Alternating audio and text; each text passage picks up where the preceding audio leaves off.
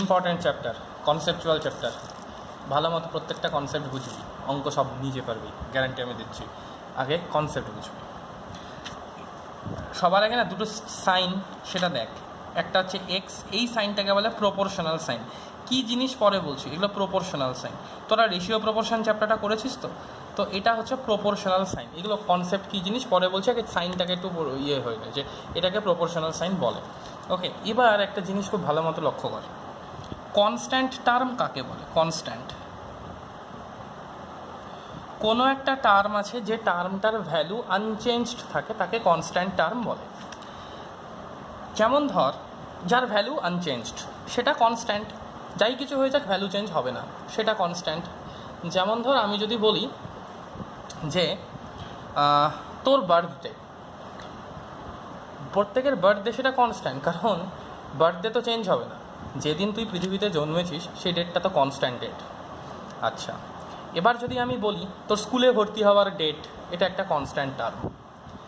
তো তার মানে যার ভ্যালু চেঞ্জ হবে না সেটা একটা কনস্ট্যান্ট টার্ম, আর যার ভ্যালু চেঞ্জ হবে সেটা কনস্ট্যান্ট টার্ম না। যেমন ঘটনাটা হচ্ছে, ধর আজকে আমার বাড়িতে খাওয়ার জন্য ধর সাপোজ কারুর ফ্যামিলিতে ধর 5 কেজি চাল লাগে। ধর তার ফ্যামিলিতে 3 জন মেম্বার আছে ধরে নে। এবার সে 3 জন মেম্বার যদি কোনো কারণে সে মেম্বারটা বেড়ে যায় ফ্যামিলিতে, তাহলে অবভিয়াসলি যতটা চাল লাগছিল তার কোয়ান্টিটিটাও বাড়বে।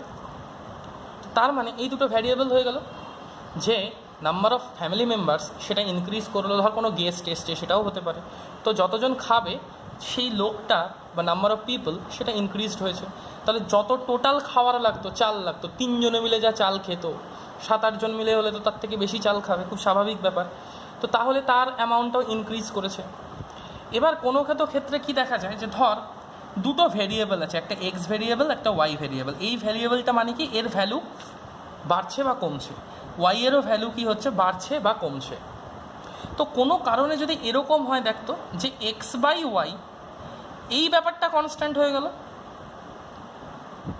এই ব্যাপারটা কনস্ট্যান্ট হওয়ার মানে কি বলতো? এই ব্যাপারটা কনস্ট্যান্ট হওয়ার মানে হচ্ছে এক্স বাই ওয়াই আগে যা ছিল পরেও তাই থাকবে। যেমন ধর আমি বললাম 10 জন লোক ছিল আর 5 কেজি চাল লাগতো, এটা ধর আমার X variable, number of people. আর ধর এটা হচ্ছে অ্যামাউন্ট অফ রাইস, এটা ওয়াই ভেরিয়েবল। ওয়াইটা কি বললাম, রাইসের অ্যামাউন্ট। ওকে, তাহলে একটা জিনিস দেখ, এখানে আমার এক্স বাই ওয়াই কত রে? এখানে এক্স বাই হয়েছে 10/5, তার মানে হচ্ছে আমার 2, রাইট? এবার আরেকটা জিনিস দেখ, ধর আমার কোনো কারণে নাম্বার অফ পিপল এখন 20 হয়েছে, আর ধর চালের পরিমাণটাও আমার 10 হয়েছে। তাহলে এখন এক্সের ভ্যালু কত? এখন এক্স আমার 20, এখন ওয়াই আমার 10। তাহলে এক্স বাই ওয়াই এর ভ্যালু কত হলো? 20/10, মানে আবার সেই 2। তার মানে ভালো মতো একটা জিনিস দেখ, এক্সের ভ্যালু কিন্তু ইনক্রিজ হয়েছে, রাইট? ওয়াই এর ভ্যালুও কিন্তু ইনক্রিজ হয়েছে। দেখ, আগে ছিল এক্স, এক্স আগে কত ছিল? এক্স প্রিভিয়াস, এটা কত ছিল? 10। ওয়াই প্রিভিয়াস, এটা কত ছিল? 5। এক্স প্রেজেন্ট, এটা কত হয়েছে? 20। ওয়াই প্রেজেন্ট, এটা কত হয়েছে? 10। তাহলে দেখ, এক্সের ভ্যালু কিন্তু আনচেঞ্জড নয়, ওয়াই এর ভ্যালুও কিন্তু আনচেঞ্জড নয়, কিন্তু এক্স বাই ওয়াই এর ভ্যালুটা আনচেঞ্জড। এখানেও এক্স বাই ওয়াই এর ভ্যালু ছিল 10/5 মানে 2, এখানেও এক্স বাই ওয়াই এর ভ্যালু ছিল 20/10 মানে 2। তো তার মানে এক্স বাই ওয়াই এই কোয়ান্টিটিটা আনচেঞ্জড থাকছে। তাহলে এক্স বাই ওয়াই যদি এই কোয়ান্টিটিটা আনচেঞ্জড থাকে, সাপোজ, তাহলে এবার একটা ডেফিনেশনে আসি, suppose for any two variable, suppose for any two variables x and y, we have x by y is equal to constant, then we say x and y are directly proportional. এটা definition, okay? And it is denoted by x is proportional to y. এইটা হচ্ছে definition. এটার মানে কিন্তু আমি আবারও বলছি x আর ওয়াই এই দুটোর ভ্যালু কিন্তু চেঞ্জ হচ্ছে, কিন্তু এক্স বাই ওয়াই এই ফ্র্যাকশনটার ভ্যালু আনচেঞ্জড। তাহলে যে কোনো দুটো ভেরিয়েবল এক্স আর ওয়াই এর জন্য যদি তাদের ফ্র্যাকশনাল ভ্যালুটা কনস্ট্যান্ট হয় তাহলে আমরা বলতে পারি এক্স আর ওয়াই তারা হচ্ছে ডিরেক্টলি প্রপোর্শনাল। এক্স আর ওয়াই এই দুটো ভেরিয়েবল, এক্স আর ওয়াই এই দুটো ভেরিয়েবল, এটা দুটো ভেরিয়েবল, কিন্তু এদের যে ফ্র্যাকশনাল ভ্যালু সে ফ্র্যাকশনাল ভ্যালুটা যদি আনচেঞ্জ থাকে তাহলে বলি যে x and y are directly proportional. তার মানেটা কি, কখন ডিরেক্টলি প্রপোর্শনাল হবে গেস করতো। ধর এক্স আগে একটা কিছু ভ্যালু ছিল, ধর এক্সের প্রথমে ভ্যালু ছিল v1, ধর ওয়াই এর প্রথমে ভ্যালু ছিল হচ্ছে m1, এবার ধর এক্সের এখন ভ্যালুটা হলো হচ্ছে v2, তাহলে এবার ওয়াই এর ধর ভ্যালুটা এখন হলো m2। ওকে, তাহলে আমি কি বলতে চাচ্ছি, অ্যান্ড আমি বলে দিচ্ছি x is proportional to Y, এটা বলা আছে, তার মানে v1/m1 এই যে ভ্যালুটা ছিল প্রথম অবস্থাতে, দেখ 10/5 v1/m1 is equal two v2/m2, that means পরেরটা যেমন হচ্ছে দেখ কোথায় কোথায় বললাম এটা ছিল 20 আর 10, v2/m2 এই ভ্যালুটা সেম হবে। দিস ইজ দ্য কনসেপ্ট যে if x and y are directly proportional then the value of x by y is constant.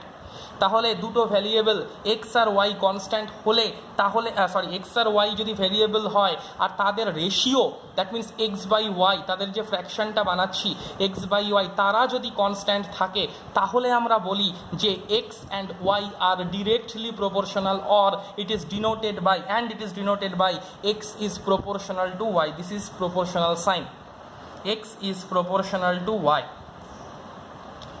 বুঝতে পেরেছিস কি বলছি? তার মানে এবার একটা জিনিস এবার ঘুরিয়ে ভাব, কী ভাববি, যদি আমি তোদেরকে এরকম বলি যে ধর বললাম let x is proportional to y, এটার মানে কি, তাহলে এটারই মানে হচ্ছে এক্স বাই ওয়াই এটা কনস্ট্যান্ট, এটারই আরেকটা মানে হচ্ছে, এটা প্রত্যেকটা মানে কিন্তু বুঝতে লাগবে। বুঝছিস কেন বললাম? ডেফিনেশনটা এইভাবে দিলাম, যদি এক্স বাই ওয়াই কনস্ট্যান্ট হয় তাহলে X is proportional to Y. Next কনসেপ্টে আয়, কী বললাম, এক্স বাই ওয়াই কনস্ট্যান্ট, তাহলে এটাকে কী লিখতে পারি, x by y is equal to একটা কে লিখতে পারি, কে হচ্ছে আমার প্রপোর্শনাল কনস্ট্যান্ট, এই কনস্ট্যান্টটাকে কে লিখছি, প্রপোর্শনাল, হ্যাঁ প্রপোর্শনাল কনস্ট্যান্ট। আচ্ছা, তাহলে এখান থেকে আমরা কি বলতে পারি, x is equal to k y, this is the relation between the variables. এটা একটা গল্প হলো, এটা একটা প্রত্যেকটা জিনিসকে মাথায় ভালো মতো ঢোকা দরকার। If x is proportional to y তাহলে আমরা বলতে পারি এক্স বাই ওয়াই কনস্ট্যান্ট, একটু আগেই ডেফিনেশন এভাবেই হলো। আচ্ছা, এখান থেকে আরেকটা জিনিস কি বলা যায়, এবার একটা জিনিস দেখ, এক্স আর ওয়াই কখন কনস্ট্যান্ট থাকবে, ধর এক্স v1 থেকে বেড়ে v2 হয়েছে, আর ধর ওয়াই ছিল, ওয়াইটা ধর m1 থেকে m2 হয়েছে, তাহলে একটা জিনিস আমাকে বলতো, যদি এক্স বাই ওয়াইকে কনস্ট্যান্ট থাকতে হয় v1/m1 আর v2/m2কে তো ইকুয়াল হতে হবে যদি এক্স প্রপোর্শনাল টু ওয়াই হয়।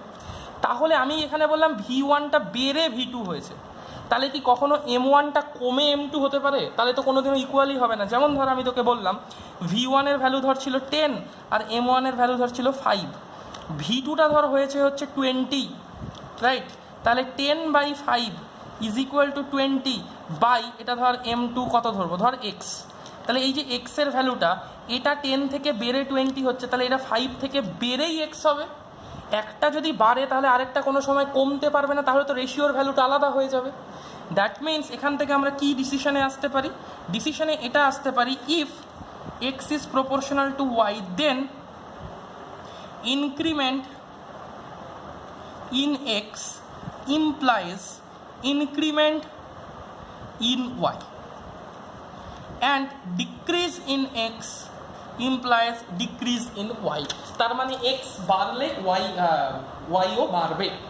তার কারণটা কি? তার কারণটা হচ্ছে আমাকে রেশিওটাকে কনস্ট্যান্ট রাখতে লাগবে না। যদি x is proportional to y হয়, that means I have two consider that x by y is constant।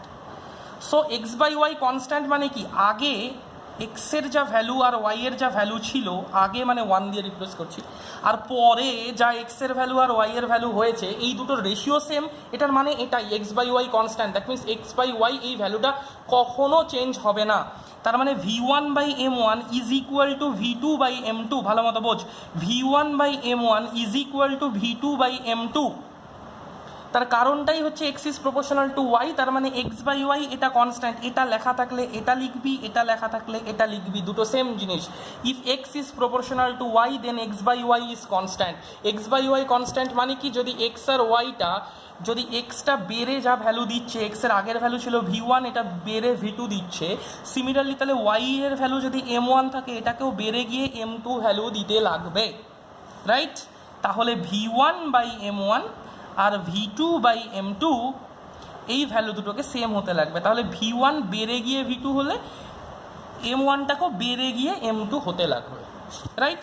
তাহলে সবার আগে কনসেপ্টে আয়, ধর যে কোনো দুটো ভেরিয়েবল আছে, সে দুটো ভেরিয়েবল নাম্বার অফ পিপল হতে পারে, number of days of working, number of working days হতে পারে, number of amount of food হতে পারে, যা কিছু হতে পারে। তো that means you have to identify the variables after reading the sum. তোকে অঙ্কে বলা থাকবে, অঙ্কটা পড়ে নিয়ে তোকে ভেরিয়েবল দুটোকে আইডেন্টিফাই করতে লাগবে, এটা হচ্ছে তোর প্রাইমারি টাস্ক, এটা তোর primary task. Okay, first line কী হবে, you have to identify the variables. Number 2, তোকে দেখতে লাগবে যে সেই ভেরিয়েবলগুলোর মধ্যে রিলেশনটা কি, একটা বাড়লে আরেকটা বাড়ছে না কমছে। ধর আমি তোকে বললাম 10 জন লোক মিলে 10 দিনে একটা কাজ করে, তাহলে 20টা পিপল মিলে কত দিন লাগবে? খুব ভালো মতো বুঝতো, তোরা 10টা বন্ধু মিলে একটা কাজ 10 দিন জুড়ে করলি, 20টা বন্ধু আসলে তো তাড়াতাড়ি কাজ শেষ হবে।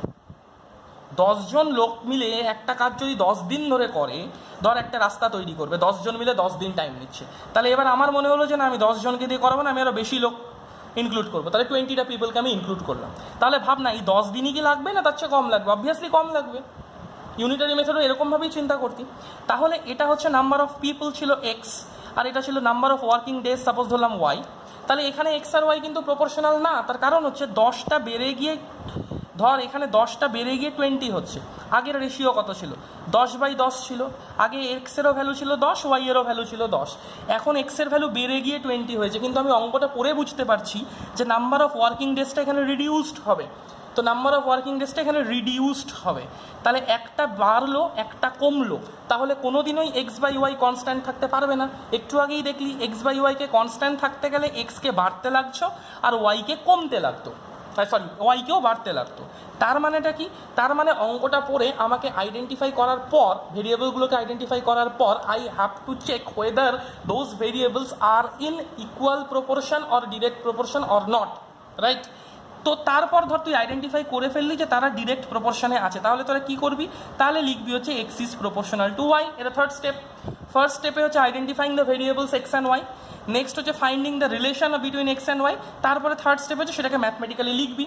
ফোর্থ স্টেপ কি? যদি এটা পাস, তার মানে আমরা কি জানি যে x/y কনস্ট্যান্ট হবে, একটু আগে থেকেই দেখছিস, তাহলে x/yটাকে কে লিখে দিবি, তারপর বাকি অঙ্কগুলো অটোমেটিক্যালি হয়ে যাবে, রাইট? তাহলে ডিরেক্ট প্রপোর্শনটাকে যদি সাম আপ করি তাহলে কি হবে? সাম আপ করলাম হচ্ছে ফার্স্ট কনসেপ্ট কি ধরলাম, যে x is proportional to Y, এটা হচ্ছে ডিরেক্ট প্রপোর্শন, ক্লিয়ার? তাহলে ফার্স্ট কনসেপ্টের মধ্যে কি পড়বে আমার? ফার্স্ট কনসেপ্টের মধ্যে পড়বে হচ্ছে এটা 1-এর এ নাম্বার, কী হবে? x/y is equal to constant, এটা ফার্স্ট কনসেপ্ট হবে। অর কি লিখতে পারি? X is equal to some k into y, যেখানে কেটা হচ্ছে আমার কনস্ট্যান্ট। সি নাম্বার কি লিখতে পারি? যে increment in x implies increment in y and increment in y implies increment in x. আরেকটা কি হতে পারে? decrement in x implies decrement in y and decrement in y implies decrement in x. মানে আমি যদি x কে বাড়াই তাহলে y কে বাড়তে বাধ্য, না হলে এই রেশিওটা কনস্ট্যান্ট হবে না। আর যদি আমি এক্সকে কমাই তাহলে ওয়াইকেও কমতে হবে, না হলে এই রেশিওটা কনস্ট্যান্ট হবে না, ভালো মতো বুঝতে। তার মানে একটা ভেরিয়েবল বাড়লে যদি আরেকটা ভেরিয়েবল বাড়ে তাহলে তারা ডিরেক্ট প্রপোর্শনে আছে, অথবা যদি একটা ভেরিয়েবলকে কমালে আরেকটা ভেরিয়েবলও কমে তাহলে তারা ডিরেক্ট প্রপোর্শনে আছে। ভালো মতো বুঝতে পেরেছিস আশা করছি, যে দুটো ভেরিয়েবল যদি এক্স আর ওয়াই এরকম থাকে যে তাদের রেশিওটা সবসময়ের জন্য কনস্ট্যান্ট, তাহলে তাদেরকে আমরা বলি ডিরেক্ট প্রপোর্শন।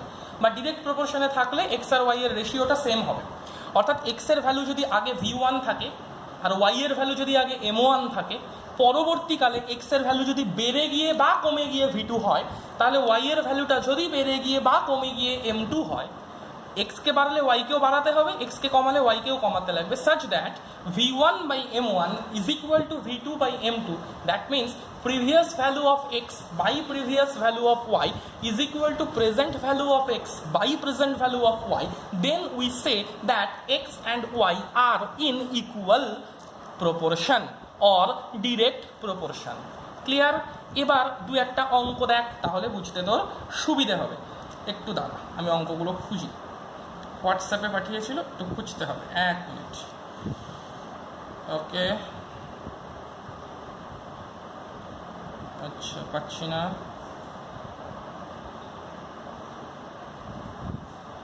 পেজ কি ছিল বেশ, কোন এক্সারসাইজ হবে বেশ? 1 মিনিট। 148, 149, 150 পেজ তোর বইয়ের। 150 পেজের আমি ধর করলাম হচ্ছে 11 নাম্বারটা। 11 নম্বরের সামটা, এই যে 11 নম্বরের সামটা আমাকে করতে লাগবে। ধর 11 নম্বরের সামটা কি বলেছিল একটু ভালো মতো বুঝি তো।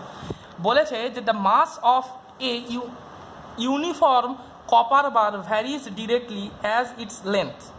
মাস বলেছে কপার, ধরলাম এটা is equal to mass of copper bar, আর ধরলাম হচ্ছে L is equal to length. আর তার মানে বলে দিয়েছে M varies directly with L, that means M is proportional to L. তাহলে সবার আগে তোর মাথায় এটা আসবে যে M by L is equal to constant. এটা তোর মাথায় সবার আগে আসবে, ব্র্যাকেটে লিখে দিতে লাগবে K is equal to proportional constant. গল্প শেষ। এরপরে দেখ directly, if a bar 40 centimetre long has a mass of approximately 420 KG, 420 KG, then the mass of 1 centimetre. হ্যাঁ হলো। তার মানে হচ্ছে কি দেখ, এখানে প্রথমে বলে দিয়েছিল কি if a bar 40 semi long, 40 semi long মানে L1 is equal two 40 semi তোকে বলে দিয়েছে প্রথম অবস্থায়। তার মাসও তোকে বলে দিয়েছে হচ্ছে has a mass of approximately 420 gram, এটা প্রথম। এখন তোকে কি বলেছে দেখ, এখন তোকে বলেছে হচ্ছে find the mass of a bar 136 metre long. তার মানে এখন তোকে L2 বলে দিয়েছে হচ্ছে, বেড়ে গেল এটা 136 সেমি। তাহলে M2 ইজ ইকুয়াল টু কত এটা তোকে চেয়েছে। সিন্স একটা জিনিস বুঝতো বাবা, M is proportional to L, therefore M by L is equal to constant. এর মানেটা কি? এর মানেটাই হচ্ছে আগে M এর যা ভ্যালু ছিল, M আর L এর যা ratio, that means M1 by L1 is equal to পরবর্তীকালে যেটা হবে M2 বাই L2 এটার সাথে সমান হবে। প্রথমেই কনসেপ্ট নিয়ে বলছিলাম যেহেতু এটা প্রপোর্শনাল বলা, তাহলে এটা হতে বাধ্য। প্রথম থেকে এটাই আলোচনা করছিলাম, if any two variables are in equal proportion then we say that the ratio of those two variables is constant. That means the previous value, the ratio of the previous values is equal to the ratio of the present values. Previous value ছিল 40 semi, wait ছিল 420 গ্রাম, এখন বলে দিয়েছে 136 semi. তাহলে M2 কত? আমি কি জানি M1 by L1 is equal to M2 by L2, value বসা। M1 মানে 420, L1 মানে 40 ইজ ইকুয়াল টু M2 জানি না, এটাই চাই। L2-র ভ্যালু হচ্ছে 136। তাহলে এখান থেকে M2-র ভ্যালু কত আসবে জানিস তোরা? 420 ইন্টু 136 বাই 40। এটা কাট, এটা কাটবে 4 দিয়ে, এটা তো কাটবে 4 দিয়ে। 4 3 যা, আচ্ছা 4 দিয়ে এটা কাটতো না, এটা কাটতো না। 4 3 যা 12, 116, 4 4 যা 16, that means 42 into 34 gram. Calculate করে নিস কত হবে। This is the answer. Next একটা সামনে কি কতটা ইজি, একবার ভেবে দেখ চ্যাপ্টারটা, তোকে জাস্ট বলেই থাকবে। নেক্সট দেখ, নেক্সট বলেছে a fish with a mass of 3 kg causes a fishing pole to bend 9 cm. একই রকম মাস ধরলাম, আচ্ছা মাস ধরলাম হচ্ছে 3 কেজি প্রথম অবস্থাতে, সেটা বেন্ড করতে আমার L1 লাগছিল কত? 9 সেমি, right. If the amount of bending varies directly to the mass, এটা L1 ইজ, আচ্ছা L is proportional to M বলে দিয়েছে, দেখে নিতে লাগবে। তার মানে bending is proportional to the mass. So তোকে বলে দিয়েছে দ্য মাস অফ দ্য, কোথায় গেল মাস? 3 কেজি। আচ্ছা 2 কেজি ফিশের জন্য কতটা হবে? তাহলে M2 is equal two 2 KG বলে দিয়েছে, L2 ইজ ইকুয়াল টু কত তোকে বার করতে বলেছে। শেষ। L is proportional to L মানে কি? L1 by M1 is equal to L2 by M2, এটা তো তুই জানিসই। L1/m1 is equal two L2/m2, এই কনসেপ্টটা তোর আছে। তাহলে একটা জিনিস কনসেপচুয়ালি ভালো মতো বোঝ, যদি 9/3 L1/m1 is equal two L2/m2, L2 মানে কত রে, L2 মানে তো L2, M2 মানে কত, M2 মানে হচ্ছে 2 kg, তাহলে L2 ইজ ইকুয়াল টু 9 × 2/3, যা আনসার হবে তাই। ক্লিয়ার? তোকে এটা বলেই দেওয়া থাকবে, কোনো কোনো অঙ্কে যেগুলো সহজ অঙ্ক সেখানে এটা তোকে বলে দেবে, যেগুলো একটু কঠিন অঙ্ক সেখানে তোকে এই রিলেশনটা আইডেন্টিফাই করতে লাগবে। প্রিভিয়াস কিছু ভ্যালু দেওয়া থাকবে অথবা প্রেজেন্ট কিছু ভ্যালু দেওয়া থাকবে, তোকে বাকিটা বার করতে হবে। তো that means you have to identify their relationships, right? Next দেখ 13 নাম্বার সামটার দিকে একটু তাকাই। 13 নাম্বার সামটা তো বলেছে at a party 8 bottles of soft drink are served for every batch of 5 children. আচ্ছা, how many bottles would be, এখানে দেখ বলে দেওয়া নেই, served if 40 children are present. এখানে তোকে বুঝতে লাগবে, একটা ছিল নাম্বার অফ চিলড্রেন সি, আর আরেকটা ছিল হচ্ছে number of bottles of soft drink, that means B. এবার ভাবতো বাচ্চাদের সংখ্যা যদি বাড়ে, তোর বার্থডে পার্টিতে যদি তোর ফ্রেন্ডসের নাম্বার অফ ফ্রেন্ডস ইনক্রিজ হয়, তাহলে number of bottles of soft drinks সেটাও বেশি লাগবে। তো এখান থেকে খুব স্বাভাবিক c is proportional to b, বাচ্চা বাড়ালে তো খাবেও বেশি না, তো c is proportional to b. তার মানে তুই জানিস C1/B1 এই রেশিওটা ইজ ইকুয়াল টু পরের C2/B2 এর সাথে ইকুয়াল হবে। তো প্রথমে C1 কত ছিল, প্রথমে C1 ছিল হচ্ছে 5 চিলড্রেন, 8 বোতল লাগছিল হচ্ছে সফট ড্রিঙ্ক।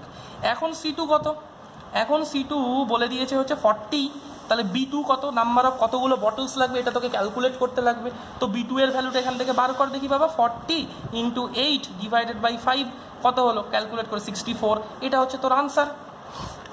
নেক্সট ধর 14 নাম্বার সামটার কথা বলি, হার্শ টেক্স 150 স্টেপস ওয়াকিং এত মিটার, তাহলে হচ্ছে স্টেপস আর হচ্ছে ওয়াকিং দুটো ভেরিয়েবল আছে, একটা হচ্ছে কতগুলো স্টেপস আর কতগুলো ডিস্টেন্স যাচ্ছে।